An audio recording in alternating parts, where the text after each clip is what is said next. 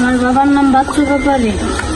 তো রাতেবেলা আসছে তারা, মানে আমার খালরে মুখ আটকাইয়া একজনে গলা ধরছে আর একজনে মুখ আটকায় রাখছে।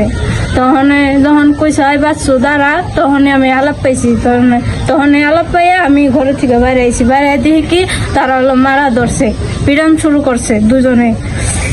হ্যাঁ, সে পিটাইছে। পরে আমি সবারই এলাকার সবারে চিল্লে সবাই ডাক দিছি। তারপর সবাই গেছে। তারপরে হাবি চাবি গালাগালি করছে, ছেন নিয়ে সবার কয় তো কোবা মুখ বগালা এলে। তারপরে আমাকে কয় সবারে মারছে। তারপরে মুখ কাছ থেকে সবারে মাইরা ধরে মোবাইল নিয়ে গেছে। আর চেন আসলো, দুজনে গলা থেকে চেন নিয়ে গেছে, 3টা মোবাইল নিছে। আর রাজা মোল্লা আর সিন্টু মোল্লা হুমকি দেয়।